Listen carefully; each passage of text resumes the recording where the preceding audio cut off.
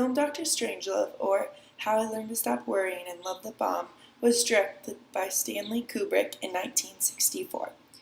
Kubrick chose a specific style of the film along with actors that have certain acting styles to create the film as a satire laced with black comedy. He uses different cinematography tactics such as composition, movement, and photography to create the mise-en-scene and uses main characters with different acting types to pull the satire together. The book Looking at Movies by Richard Barson and David Monahan talks about a cinematography tactic Kubrick uses that's called documentary realism.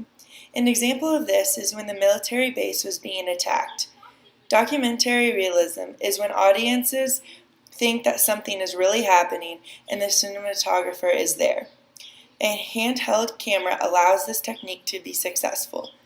Dr. Strangelove is a narrative film, so it took advantage of that intuitive association to heighten or alter the viewer's experience in an event. Another tactic Barson and Monahan talk about that Kubrick uses is in the scene that shows a character with a lack of power. Group Captain Lionel Mandrick meets with his superior officer, Brigadier General Jack D. Ripper. The wide-angle composition makes Mandrick look very small, like a toy doll standing on the powerful general's desk.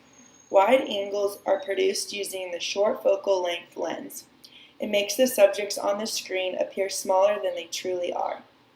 A third tactic that Kubrick uses is the dolly out movement, which is the movement of the camera away from a subject. This allows disclosure to occur using a succession of images. Each image being shown adds on to the previous and continues to change the significance with new information. The dolly out movement was used in the scene of the pilot looking at the Playboy magazine. The pilot begins in the first succession of shots as a serious, patriotic bomber pilot concentrated on flying, but the next few images reveals that he is actually focused on a Playboy magazine. Kubrick uses still photography in this scene with the pilot and Playboy magazine to show the viewer something important. The woman in the magazine has her butt covered by a 1963 edition of Foreign Affairs magazine. A lead article in this edition is by one of the long-rumored models for Henry Kissinger. Another example of an important photographic insert is The Shining, directed by Kubrick as well.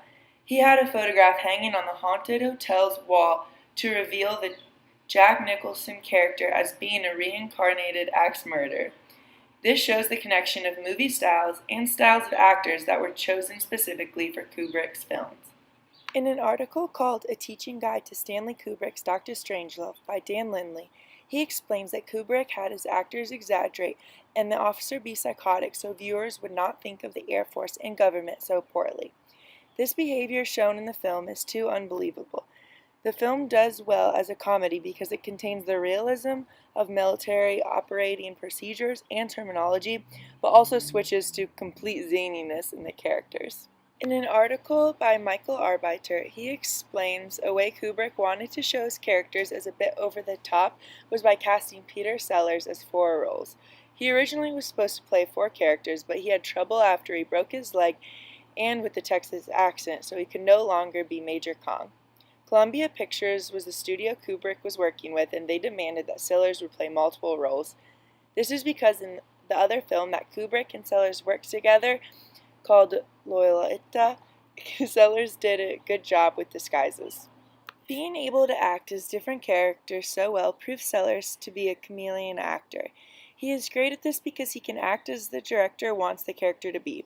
Sellers does not have a certain acting persona. He blends into whatever character he is playing. His versatile acting allowed him to use different accents and appearances paired with different personalities and voices. He is able to do both presentational and representational acting. It is a bit difficult to tell which 3 characters in Dr. Strangelove that Sellers plays, which only proves his acting skills more. George C. Scott played General Buck Turgidson. He had to go against his instincts when playing this role, which is why his acting type isn't against. Kubrick wanted Scott to be exaggerated in this role, but Scott continued to be nervous about playing his role too big. This got to the point where Kubrick lied to Scott, telling him to just act as an exercise. Quite a few of these takes Scott believed to be practice ended up in the film final. These film and character styles are what pull together the entire mise-en-scene for Dr. Strangelove, causing it to be number 39 on the AFI's Top 100 list.